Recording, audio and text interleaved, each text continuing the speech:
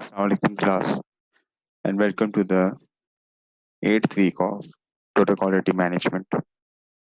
And here I am your lecturer, Mohammed Irfan. Before starting today's lecture, let me give you the quick review what we have done in the past week. In the past week, we have discussed about how to make a vision, how to make a mission statement, and from where you drive it. And then we have discussed something about the planning. और वो जो planning हमने discuss की थी उसके अंदर भी जो है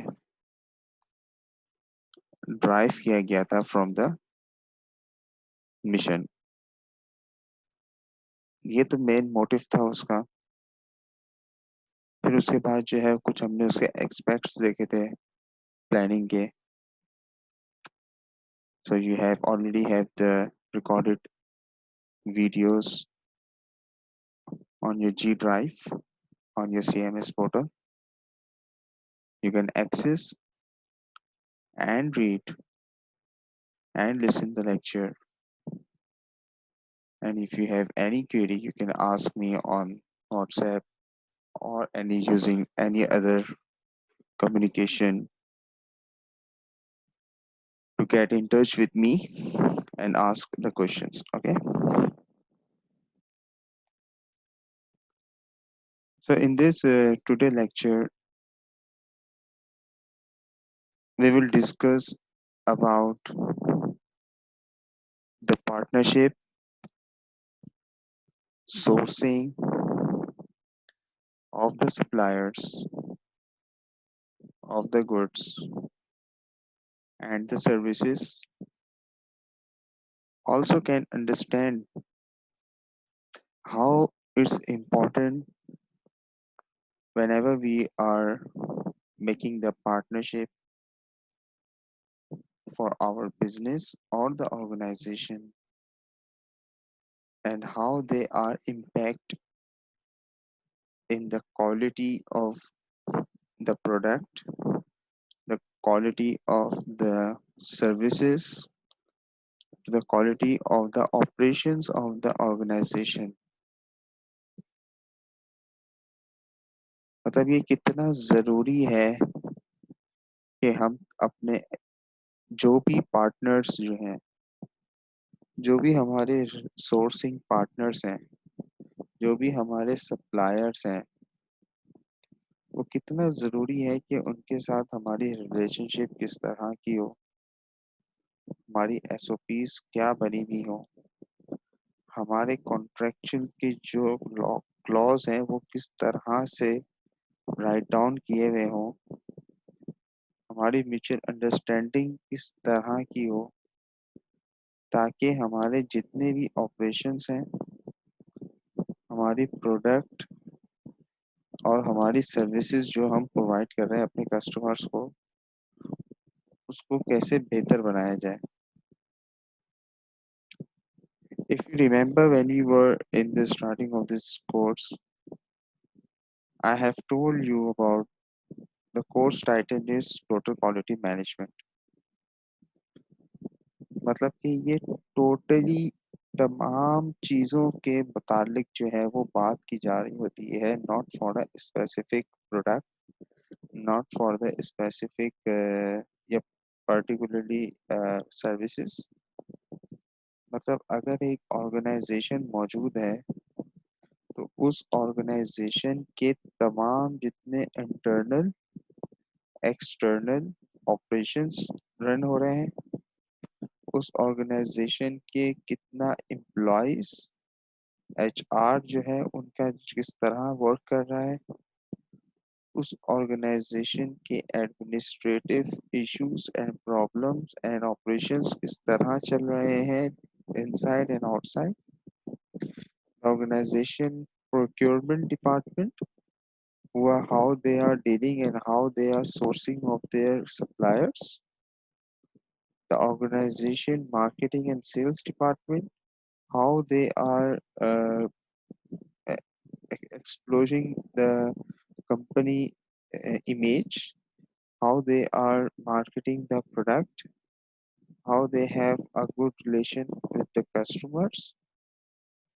Also, the department of manufacturing, how they are concerned about the quality that they are making for their customer, and how they are linked with the procurement, or how they are linked with the sales department to get the exact location, to get the exact information, to make the same specification of the product that the customer is asking.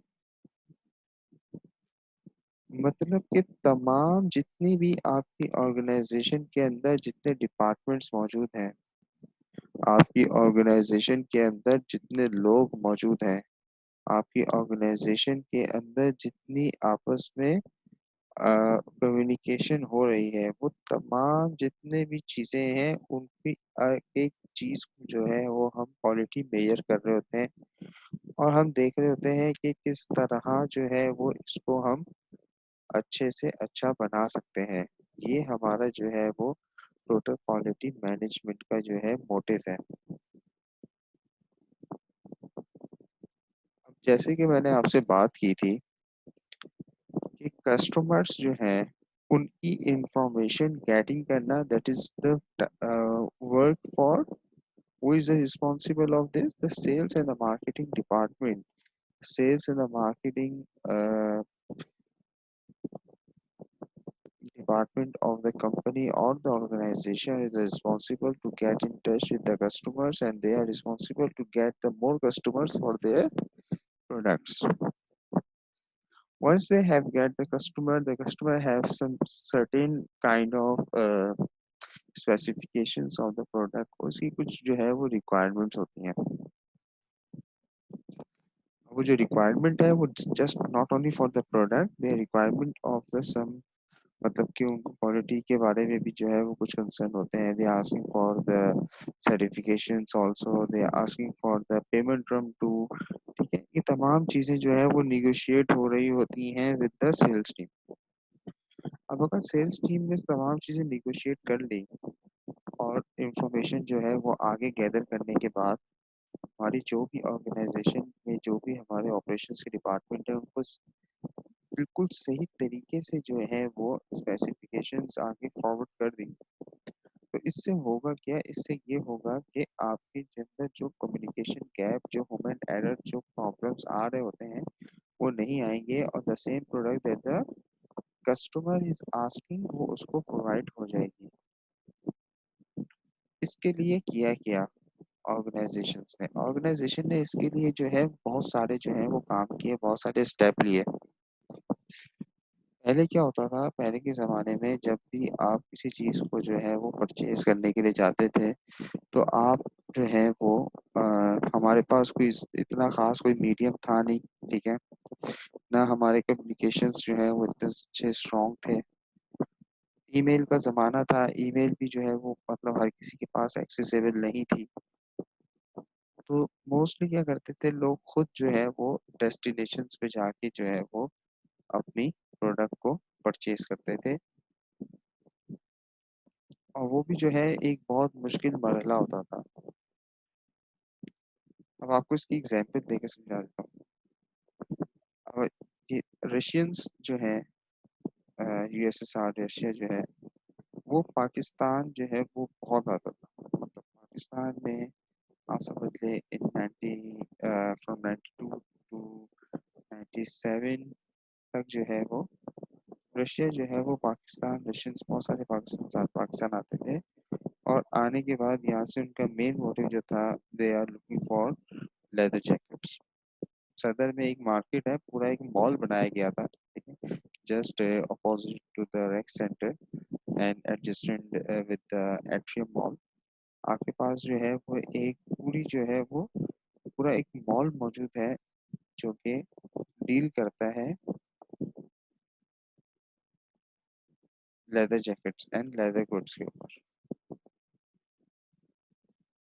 मतलब customer जो है वो खुद आके अपनी जो भी उसकी इंफॉर्मेशन होती थी, जो भी उसकी रिक्वायरमेंट होती थी, जो भी स्पेसिफिकेशन होती थी, वो आके अपने यहाँ पे जो भी उसके साथ बीच में डील बनाने में जो लोग होते थे उनको बताता था, वो आगे बताते थे। वो आगे बताने के बाद वो चीज़ कंप्लीटली उसको उस तरह की नहीं मिलती थी, मतलब क्वालिटी के अंदर कुछ ना कुछ प्रॉब्लम्स आ रहे होते थे।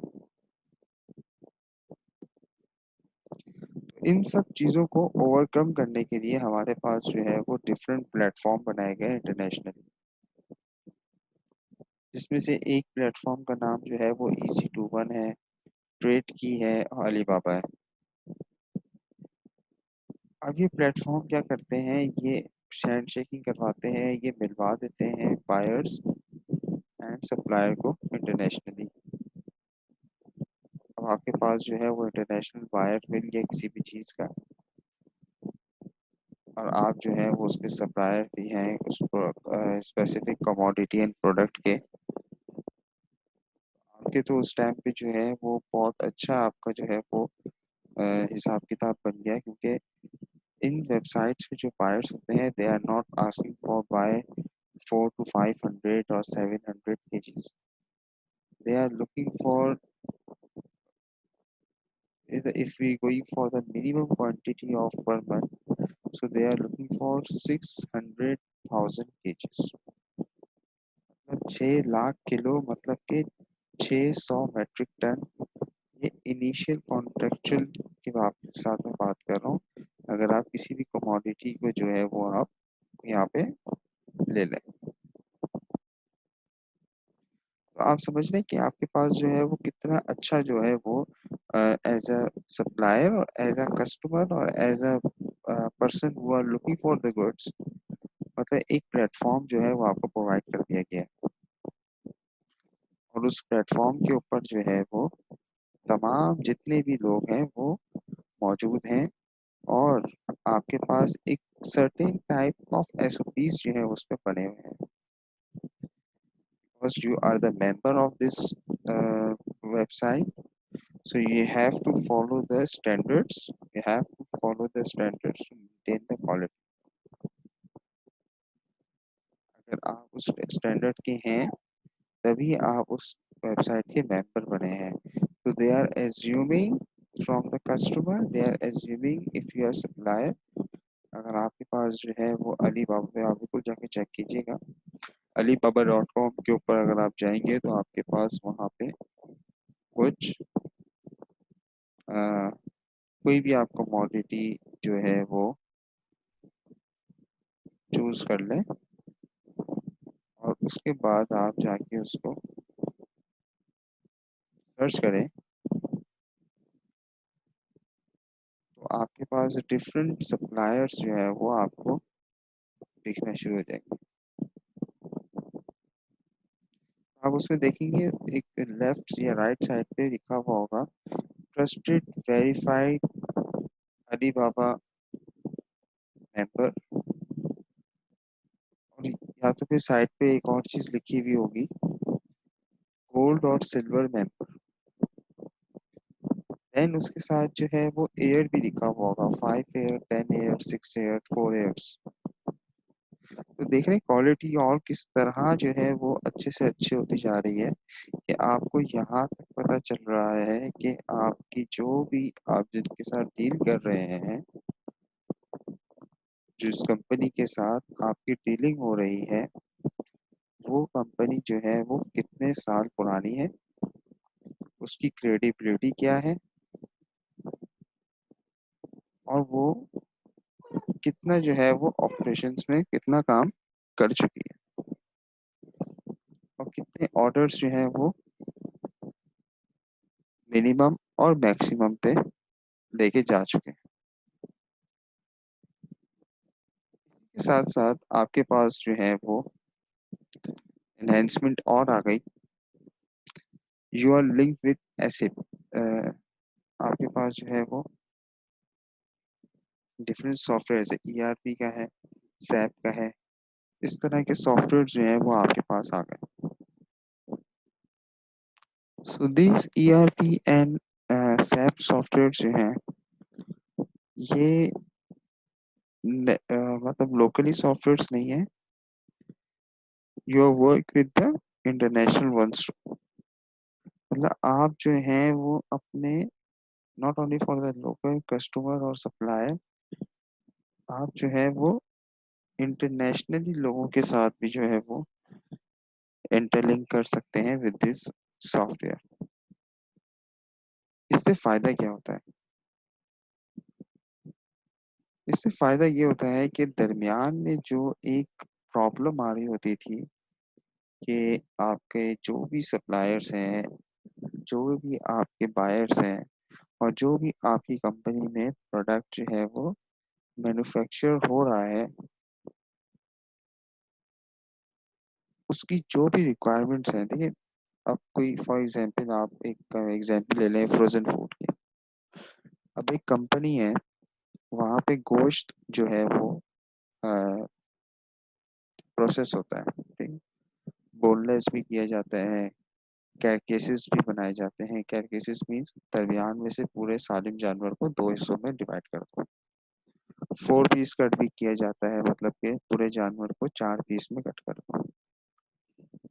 बोनलेस के साथ जो है उसके बाई पार्ट्स के ऊपर भी जो है वो बड़ा इंपॉर्टेंट एक पार्ट है, उसके ऊपर भी काम किया जा रहा होता है कि जो बाकियात हैं उनको कैसे जो है वो प्रोसेस करके जो है वो उसके भी डिफरेंट बायर्स जो है वो वर्ल्ड वाइड मौजूद है। तो आप देख रहे हैं कि डिफरेंट एक प्रोडक्ट जो है वो एक चीज पे नहीं रुकती, एक कमोडिटी एक प्रोडक्ट पे नहीं रुकती, उसमें डिफरेंट बाय प्रोडक्ट्स भी जो है वो बन रहे होते हैं। अब जिस तरह का आपका कस्टमर होता है, आपको उस तरह की उनकी रिक्वायरमेंट के हिसाब से उसको देना होता है माल। ऐसा नहीं होता है कि हर कस्टमर एक ही चीज मांगे। जैसे कि आपको पता है ना, एक कंपनी है, उसकी एक प्रोडक्ट है, लेकिन उसको उसी प्रोडक्ट को हर बायर जो है उसका वो डिफरेंट तरीके से मांगेगा। कोई बोलेगा मुझे आपको जैसे हमने एग्जाम्पल फ्रोजन फूड और ये मीट की दी है, तो कोई लोग बोलेंगे कि हमें जो है वो आप इस तरह के कट दें, ठीक है। कुछ लोग बोलेंगे कि आप हमें बोनलेस बीफ दे दें। कुछ लोग बोलेंगे कि हमें जो है वो विद बोन चाहिए। कुछ लोग बोलेंगे हमें कैरकेस चाहिए। कुछ लोग बोलेंगे कि इसके ऊपर कस्टमाइज आप पैकिंग कर दें। कुछ लोग बोलेंगे आप हमारे कार्टन बॉक्स के ऊपर लोड मतलब पैक करके हमें दें। मतलब डिफरेंट लोगों की, डिफरेंट कस्टमर्स की जो है वो डिफरेंट रिक्वायरमेंट्स आपके पास आना शुरू हो जाती है। तो अब ये जो रिक्वायरमेंट्स आपके पास आ रही हैं, आप उसको कैसे फुलफिल करते हैं? आप जब सैप के साथ इंटरलिंक हो जाते हैं, तो वो कैसे आपकी क्वालिटी को मतलब के इनहेंस कर रहा है, कैसे आपकी क्वालिटी को अच्छा कर रहा है? वो क्या करता है कि जो भी आपके बायर की रिक्वायरमेंट होती है, एज इट इज उसी रिक्वायरमेंट को उठा के टाइम फ्रेम के साथ आपके ऑपरेशन मैनेजमेंट और या आपकी जो प्रोसेसिंग यूनिट है उनके तक पहुंचा देता है। और फिर आप उन्हीं स्टैंडर्ड्स को देखते हुए जो भी आपकी रिक्वायरमेंट होती है, आप उस रिक्वायरमेंट को आगे अपने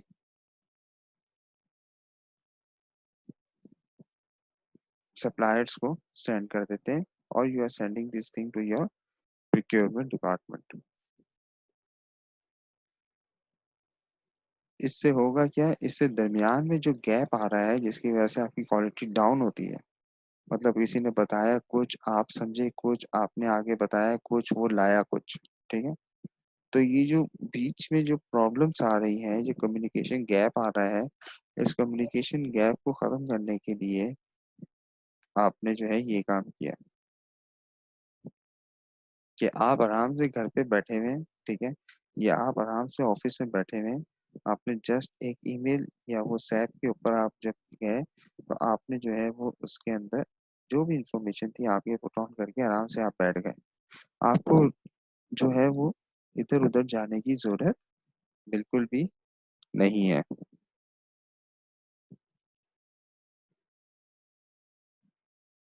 फिर इसी तरह जो है वो, जैसे आपको अब काफी अंडरस्टैंडिंग हो गई कि बायर सप्लायर माल कैसे आ रहा है, कैसे जा रहा है, कस्टमर की क्या रिक्वायरमेंट है, ठीक है। अब इसकी जो है वो डिफरेंट, जैसे आप अ, इसमें जो आप सप्लायर की कमिटमेंट पार्टनरशिप की, इसमें बेसिकली हमारी बात होगी आगे, इसमें देख लेंगे क्या क्या चीज़ें हैं। थोड़ा कॉन्सेप्ट आपका बनाने की जरूरत थी कि आपको थोड़ा समझ आए कि हमारी आगे क्या बात होने वाली है। तो इसके अंदर आप हम ये देखेंगे कि आप किस तरह अपने सप्लायर को पार्टनरिंग कर रहे हैं, ठीक है। Because whenever you are doing business you are looking for a long term. Just remember this thing कि जब भी आप कारोबार करने के लिए जाते हैं तो आप घर से निकल के ये सोचते हैं कि मैं लॉन्ग टर्म का काम करने के लिए जा रहा हूँ। मेरे पास जो भी सप्लायर्स होंगे वो लॉन्ग टर्म सप्लायर्स होंगे। तो ऐसा नहीं होगा कि सिर्फ मैं गया हूँ वो एक दो दिन के लिए मेरे पास आते हैं और फिर किसी और तरफ चले जाते हैं, तो वो इस तरह उनकी कमिटमेंट और कंसिस्टेंसी नहीं रहती। तो जब आप लॉन्ग टर्म सप्लायर्स के ऊपर जा रहे होते हैं तो फिर आप उस टाइम पे ये देख रहे होते हैं कि आपको उनकी तरफ से सेम क्वालिटी की कंसिस्टेंसी मिल रही है प्रोडक्ट की या नहीं मिल रही। उसके लिए फिर आप जो है वो अपनी जो भी आप देख रहे होते हैं कि इन्वेंट्री मैनेजमेंट आप किस तरह कर रहे हैं। तो उस इन्वेंट्री मैनेजमेंट के अंदर आप जो है वो डिफरेंट इसके अंदर जो है वो टूल्स यूज हो रहे होते हैं, डिफरेंट तरीके कार यूज हो रहे होते हैं, ठीक है। हम वो तमाम चीज़ें जो है वो देखेंगे कि क्वालिटी को कैसे अच्छा किया जा सकता है। अगर आप कंपनी में बैठ के काम कर रहे हैं तो उस जगह पे प्रोसेसिंग में कितनी अच्छी क्वालिटी हो सकती है, आपके टूल्स वगैरह किस तरह मैनेज होने चाहिए। फिर अगर आप सप्लायर की पार्टनरिंग की बात कर रहे हैं तो आप JIT की बात करेंगे, जस्ट इन टाइम की बात करेंगे कि inventory management just in time होनी चाहिए, ठीक है। या आप जो है उसको होल्ड करके रखें या अपने अपने पास वेयर हाउसिंग रखें। पार्टनर जो है वो आपके ऑफिस से, आपकी कंपनी से, आपकी ऑर्गेनाइजेशन से कितना दूर होना चाहिए, ठीक है। ये तमाम चीज़ें जो है वो सप्लायर की पार्टनरशिप की बनाते वक्त आप अपने दिमाग में रख रहे होते हैं।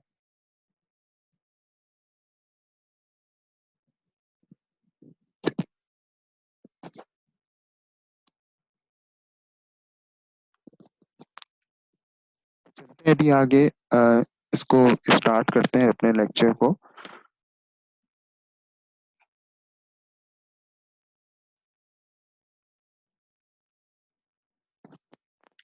So here we have the lecture of partnership and resources. As I told you, in every lecture we have the agenda. तो हम थोड़ा सा देख लेते हैं कि हमने जो है वो किस तरह इस पूरे लेक्चर को मेकअप किया हुआ है, ठीक है। किस तरह से जो है वो इस लेक्चर को हम आगे डिलीवर करेंगे। So the agenda, we have the introduction that we have already done. After we have the concept of partnering, and then the role of purchasing in partnering, ठीक है। और फिर उसके बाद हमारे पास जस्ट इन टाइम मैनेजमेंट है। तो ये चार चीजें जो है वो इम्पोर्टेंट है। इंशाल्लाह इन चारों चीजों को जो है वो अच्छी तरह अंडरस्टैंड कर लेंगे।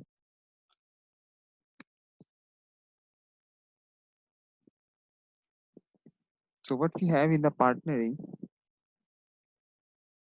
in recent years business, technology and economies have deployed in such a way that the organization recognize the increased need to establish mutual beneficial relationship with other organizations,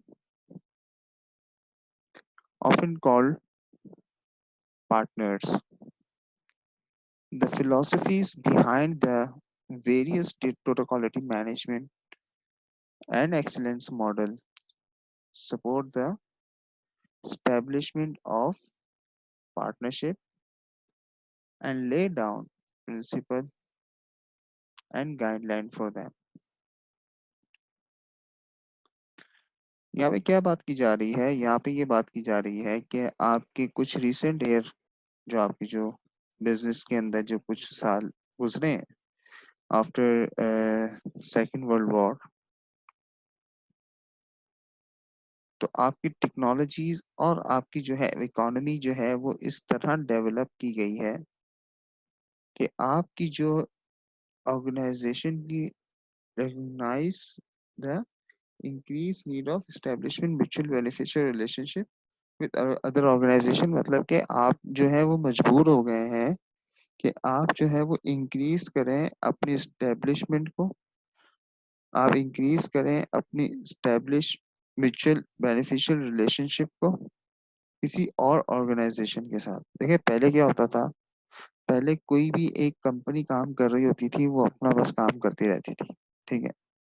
उसको कोई सरोकार नहीं होता था कि भाई मैं अपने साथ सप्लायर्स को पार्टनर बनाऊं, मैं जो हूँ मीडिएटर्स को जो है वो अपना पार्टनर बनाऊं, ठीक है।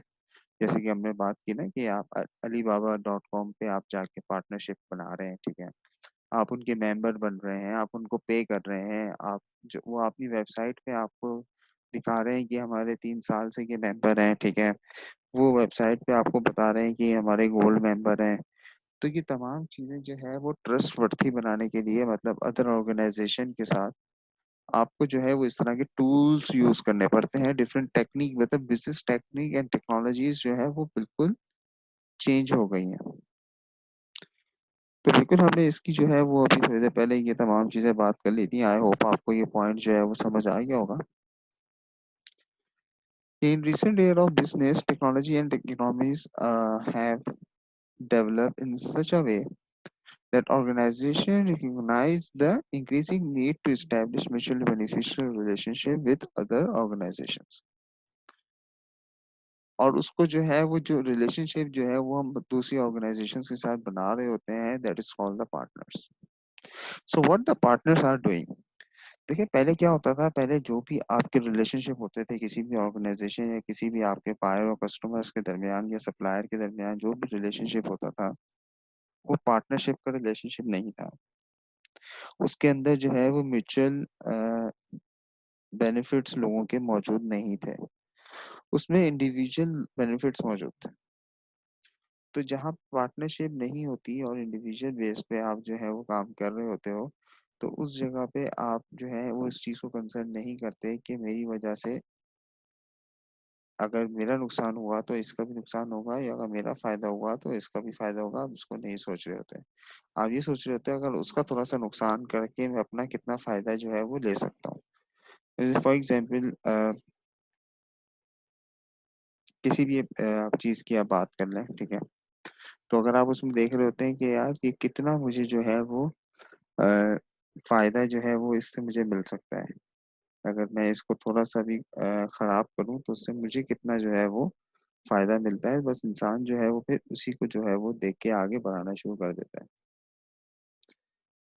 लेकिन पार्टनर्स में क्या होता है, पार्टनर्स में म्यूचुअल रिलेशनशिप होती है, म्यूचुअल बेनिफिशियल रिलेशनशिप्स होती हैं, ठीक है। वो क्या होती है, वो ये होती है कि आपके पास जो भी, मतलब आप काम कर रहे हैं, ठीक है, जिस तरह का भी आप काम कर रहे हैं, तो वो आपका काम जो है वो जो भी आपका बिजनेस है वो दूसरों के साथ इंटरलिंक होता है।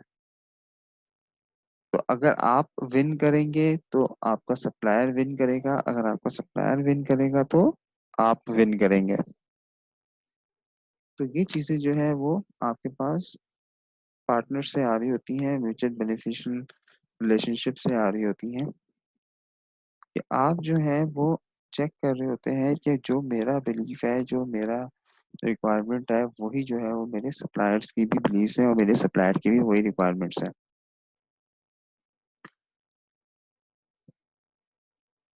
तो आप जो है अपने पार्टनर के साथ तमाम चीजें जो है वो शेयर कर रहे होते हैं। आप उनको बता रहे होते हैं कि भाई अभी मार्केट इस तरह की है, कराची में अभी बहुत ज्यादा गर्मी पड़ रही है, अभी तुम्हारा माल नहीं बिकेगा। या बता देते हैं यहाँ पर जो है वो गवर्नमेंट की पॉलिसी जो है वो इतनी स्ट्रिक्ट है, तुम्हारा भी माल भेजने की जरूरत नहीं है। क्योंकि तमाम चीजें जो है वो डिस्कस की जा रही होती हैं इस पॉइंट के ऊपर।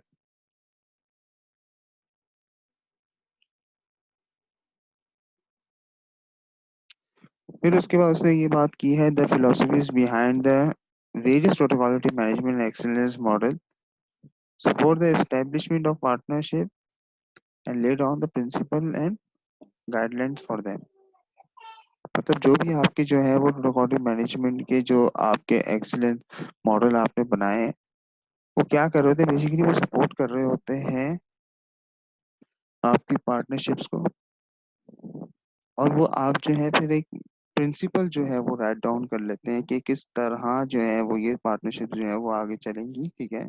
और एक गाइडलाइन और एसओपीज जो है वो आप अपनी म्यूचुअल अंडरस्टैंडिंग से बना लेते हैं, ताकि आपकी कंपनी की जो भी पॉलिसी है और आपकी जो फ्रंट लाइन कंपनी है उसकी जो भी पॉलिसी है वो आपस में किस तरह इंटरलिंक हो रही है।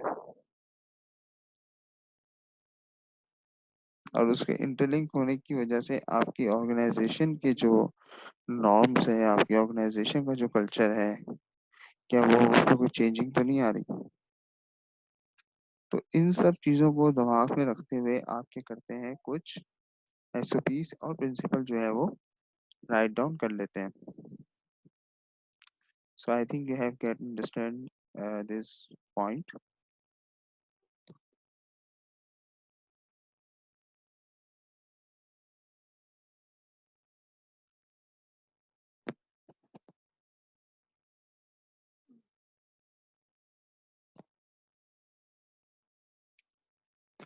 So after this thing, we have how companies in the private sector plan and manage their partnership.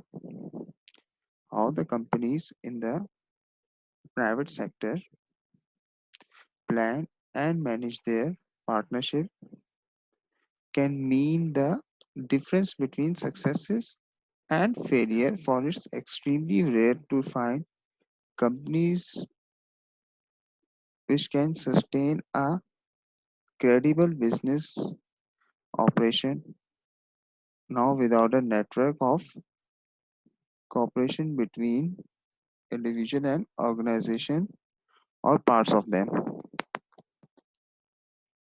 मतलब यहाँ पे वही बात की गई है जो हम ऑलरेडी जो है वो स्टार्टिंग ऑफ द लेक्चर हमने चीजें जो डिस्कस की थी। इसमें बोल रहे हैं कि कैसे जो है वो कंपनी और प्राइवेट सेक्टर जो है वो प्लान कर रहे होते हैं और मैनेज कर रहे होते हैं अपने पार्टनर्स के साथ। मतलब वो ऐसा नहीं होता कि अपने फौरन उठते साथ ही पार्टनर बना लिए, नहीं, वो एक उनका प्राइवेट जो भी उनका जो है एक प्लान होता है, ठीक है। उनको मैनेज करना पड़ता है कि किस तरह के जो है वो पार्टनर अपने साथ जो है वो इंटरलिंक कर सकते हैं। और उसमें वो देख रहे होते हैं कि इस पार्टनर को बनाने के बाद हमारी कंपनी में कितना सक्सेस आएगा और कितना फेलियर आएगा। अच्छा, ये सक्सेस और फेलियर जो है ना, ये रिस्क फैक्टर के अंदर आ जाता है, ठीक है। इसको बस यहाँ तक ही रखिएगा, यहाँ तक ही आपके लिए बहुत जरूरी है। अभी पता होना चाहिए कि रिस्क फैक्टर जो आपके पास है, कि आप उसमें देख रहे होते हैं, जब आप डिसीजन ले रहे होते हैं तो आप देख रहे होते हैं कितना जो है वो आपके पास सक्सेस मिल रही है, ठीक है, और कितनी जो है वो आपके साथ फेलियर हो रही है। For it extremely rare to find the companies which are sustain a credible business operation now without network or cooperation। मतलब आजकल जो है वो बहुत ही मुश्किल है और बहुत ही रेयर है कि आपको ऐसी कंपनियां मिले जो अभी तक सस्टेन कर रही हैं, मतलब चल रही हैं, ठीक है। और उनका जो कोई नेटवर्क नहीं बना हुआ किसी भी ऑर्गेनाइजेशन के साथ, they are working individually.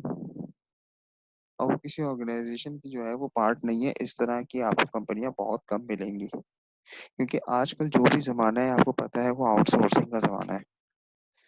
All the people are looking for getting the product and getting the goods from outsource। मतलब वो जो बैकवर्ड इंटीग्रेशन और फॉरवर्ड इंटीग्रेशन की जो बात होती है in supply chain, everyone have the concept of backward and forward integration.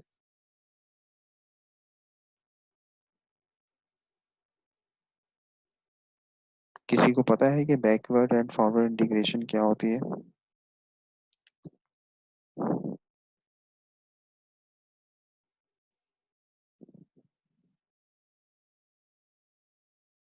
चलिए मैं आपको बता देता हूँ।